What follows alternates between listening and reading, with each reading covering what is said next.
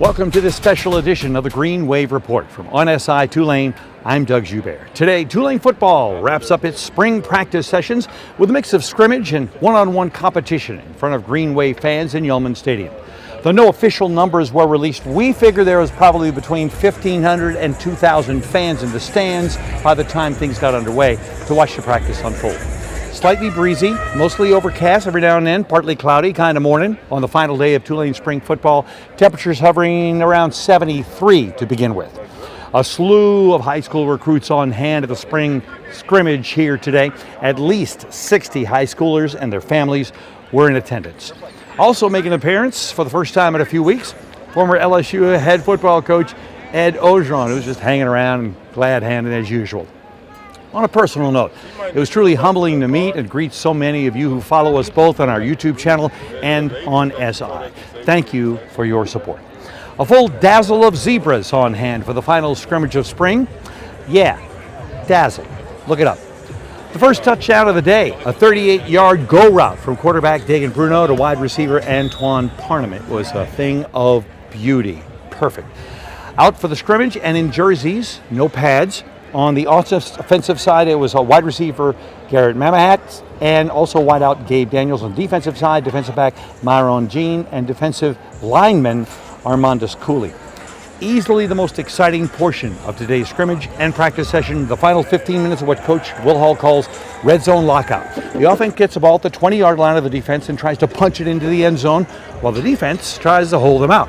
Each possession counts as points for either the offense or the defense. At the end of the day, the offense won on a last-second pass into the end zone from Zeon Chriss-Gremillion to tight end Gabe Lavorne. Coach Hall and quarterback Kaden Semonza will actually talk at length about that red zone lockout during our interview. Speaking of interviews, head coach Will Hall, of course, will start us out, followed by linebacker Chris Rodgers and the two men competing for the starting role at quarterback, Kaden Semonza and Zeon Chriss-Gremillion. I thought it was a lot of fun. We got after it. We were able to probably get close to about 85 snaps. I thought there was some good back and forth. Saw some good and bad on both sides. Thought that drill we do at the end, we've done it all spring for everybody that's been here. We call it red zone lockout. I got that from Dan Lanning in Oregon. And it's just a really fun drill, fun way to compete with a scoring system that's fair. If the offense scores, they get 6 points. If the defense gets a stop, they get 6. If the offense kicks a field goal, they get 3, and the defense gets 4 for forcing that field goal. So it really trains your young men how to play in the red zone. Like a field goal for the offense is not bad. It's good. It keeps you in the game. It doesn't win the game.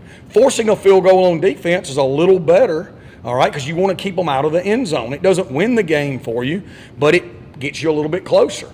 If you get a stop in the red zone on defense, that is a humongous win. That is a game-changing play. That is like a turnover. And then offensively, if you don't score in the red zone, that is like turning it over. And then obviously you want to score in the red zone because that's what championship games come down to, is understanding. And man, one thing I'm proud of our team on is we've done that 3 times this spring, full speed. The offense won the first time. The defense won the second time, and it was back and forth. The defense was leading heavily. Then the offense came back, and then the defense won on the last drive. Well, what happened today? The offense was winning heavily. The defense came back. Unbelievable 4th down goal line stop. And then the offense bounced right back and threw a big touchdown. So you see the competitive nature of our young men. You see their ability to respond, which is what life is about and playing football. It's not going to always go your way, but the next play doesn't care about the previous play. And so I'm proud of that. I'm proud of how we hit. I'm proud of how we grew. I'm proud of the depth that we improved on. I think we're a much better tackling team than what we were when we started. We should be. We tackled 8 times. We used our full allotment. So, and I just thank the good Lord of how healthy we stayed all through spring. And because man, you need good fortune in this game in today's day and age, and we had that. We were blessed for it. So, in talking about the red zone drill, yeah, you can tell the energy was up yeah. for it. Obviously, that last They know touchdown it. and they jumping into it. Like, how much do you like ending practice in that way and ending spring in that way with like having so much energy?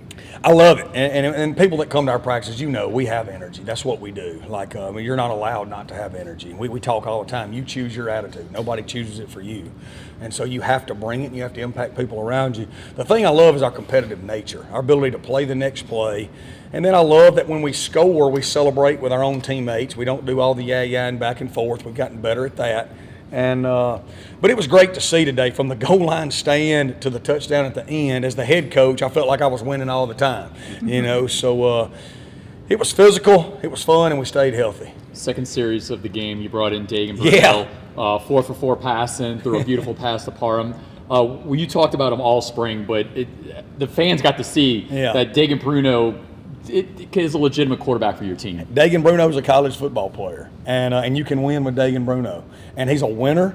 But like this is not some feel-good story anymore, where you had a young guy from John Curtis who came here and like wanted to be a good player, and maybe he could help you. Like, Dagan can play, and we got a lot of good quarterbacks. They all had great springs, and they played really well today. And but I'm so proud of Dagan. I love his competitive spirit.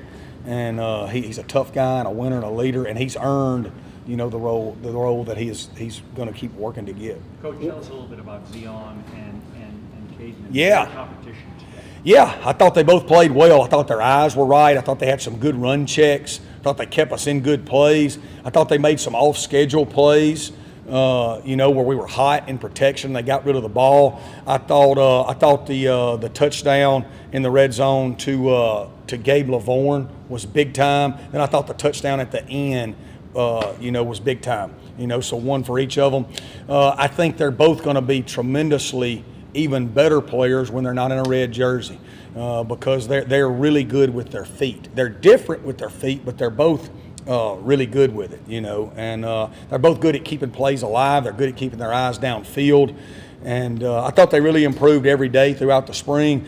The thing that's cool about them is they're both leaders and they're both selfless. Like if you saw when Zeon threw that last touchdown, the first thing I saw after I saw Fat score was I saw Kaden Semonza running through the middle of the field to congratulate him. And that's the way they are, man. Like, they just want us to win, and that's kind of permeated throughout our football team with an unselfishness. And it's fun to coach both of them, and they've both earned the right to play well this year with everything they've been through. And Lord willing, they stay healthy. I think they're going to play well. I remember last year. The one guy the defense struggled to tackle was Maurice Turner. Yeah. Yeah, he had an unbelievable spring. I think Chris, who'll be up here in a minute, will tell you, like, he's a different cat, man. Like, he was one of our best players on our team last fall, and he got hurt in game 1, and we lost him. And that was a devastating blow to lose him. He's one of our best players, and he had a great spring. He's really taken to that super back role, in the backfield, out of the backfield. He's a great human being. He's married. He's mature. And he's becoming a better leader. And I think Chris, when he gets up here, you can ask Chris about it. He is highly difficult to tackle, and he's extremely physical. He's become more of a complete player. I don't want to compare teams, but I like this team. You know what I mean? I like this quarterback room. I'm happy with this quarterback room. If the portal window was open right now, we wouldn't go get a quarterback. And it's not just about the two old guys. I like the young guys. You saw them play today. Cade Scott went right down the field and scored. Jay Beeman's gotten so much better this spring. He's talented. And then you see Trace Johnson. He's had an unbelievable spring as a young freshman. And then obviously we've talked about Dagan already too. So, I like these quarterbacks. I know we can win with them. We're going to have to narrow it down to 4 guys getting reps. You just can't rep more than that. And over the course of the summer and through fall camp, we're going to have to narrow it from 6 to 4, and so we'll be having those conversations next week after we fully evaluate the spring in its totality, and also where we're going to go as a football team and what we're doing. And that don't mean the 2 that are in that top 4 are done. That just means right now we've got to get ready to win another championship, because that's what we do at Tulane. So, that's what we'll have to do. I think we're extremely deep. I think, again, when Chris comes up here, he would tell you we've got more depth in the back end than we've had in some time here, so we can play more bodies. We're obviously extremely experienced at linebacker with Chris and Dixon and Mackay and JC, and then some other young guys bringing in Dalton Hughes and Grayson McPherson coming on. And then at D-line, man, we got so many bodies. They're just young, and they get better every day, man, and they got to keep pushing through this part of the year, because we got to keep developing them. And, to get Jack Chinchu back is a huge deal. To get T.J. Smith back is a huge deal. To get Gerard Henderson back is a huge deal. And who's my other one? Dixon. Yeah, I forget him because he's out there some and he's not. But like guys, those are 4 proven, really good dadgum football players that'll be back with us in the fall. So we got a chance to be deep. We got a chance to run to the ball. We just got to keep taking it. We got to take advantage of this next phase. You know, how hard are we going to work? How good are our leaders going to lead when nobody's watching over this next month? That'll be a huge point of emphasis for us. I think we really competed on both sides of the ball. You know, both sides got stuff to clean up, obviously. You know, offense did a good job, you know, giving us good looks. We did a good job giving offense good looks. You know, just want to go out there and compete every day against each other. I know, because Coach Hall just said it, like y'all are a team that's full of energy, right? But that red zone period at the end was very lively. Right. The goal line stand, that last touchdown. Can you speak to maybe the value of those red zone reps and just what you gained from it during the spring? Yeah, ever since we started doing red zone lockout, we just, as defense, we always just want to win. You know, offense want to win too, obviously, but we always want to compete at the end of the day. Mo Turner, dog, straight dog, you know, hard to tackle, high character person, you know, good leader. You know, me and him always talk stuff with each other every day, you know. He always talking about, he going to snag on me, I'm going to hit him like this, like that. Like, Mo Turner going to be one of the best backs in this league. And obviously, y'all seen today, hard to tackle, you know, make everyone miss, he physical. He can pick up, you know, blitzes and all that type of stuff too. I really took a challenge upon myself to get better, like my open field tackling for sure. You know, become a better leader and be a more vocal leader than I was last year because, you know, guys like Sam Howard, you know, Bailey Despaney, Bryce Bohannon, all these guys not here anymore. So we all got to step up individually and just be leaders and replace the guys that left and have their leadership.